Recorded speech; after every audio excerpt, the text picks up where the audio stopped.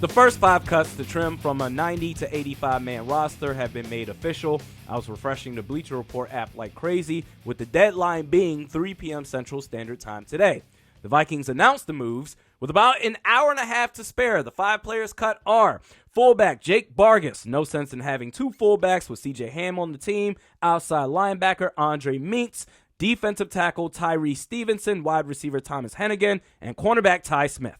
No shocking cuts today. Probably won't turn heads with the next schedule of cuts a week from today, going from 85 to 80. But the week after that, 2 weeks from today, the Vikings go from 80 to the final 53. With that said, my take on players on the roster bubble, starting with Perry Nickerson.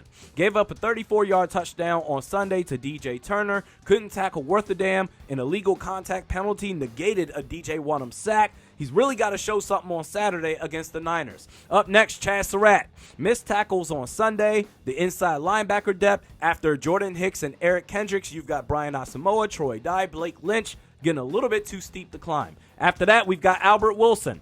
Listen, man, I know he had 2 touchdown catches against end-of-the-bench guys on Sunday that will soon be selling insurance, but after your top 3 guys in the wide receiver group, you've got Amir Smith-Marset, Myron Mitchell, Tristan Jackson, Jalen Naylor, B.C. Johnson, all younger, more promising prospects than the 30-year-old Albert Wilson. Wyatt Davis, sad because we were all rooting for him. The former head coach is no longer here, so that excuse is gone. Former 3rd-round pick out of Ohio State in last year's draft can't even eclipse Kyle Hinton for the backup right guard job. Whether it's next week or the week after scheduled cuts, I'd be shocked if he made the team this year. And lastly, Sean Mannion. Much like Saul Goodman always finds a way to slip past danger when it comes to roster cuts, wouldn't surprise me if he made the 53-man roster again. I don't know how else to say this. I could not be more clear. He's not good at football. This isn't hard. End of story. Tomorrow and Thursday are going to be joint practices between the Minnesota Vikings and the San Francisco 49ers leading up to Saturday's preseason game. What I'm looking for collectively in all that, the Ed Ingram Show, putting in more work to hopefully get one step closer to transforming this offensive line into the Minnesota Moving Company. Of course, that's not going to be possible until Bradbury is gone.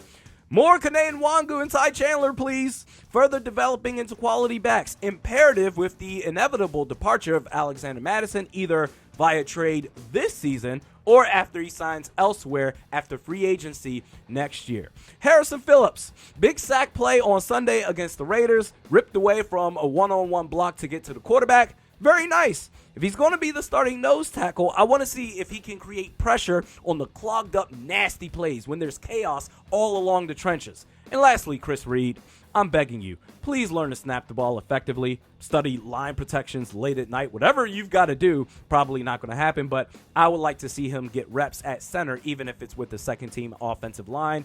In the NFL, San Francisco is physicality personified. They're as tough of a football team as it gets.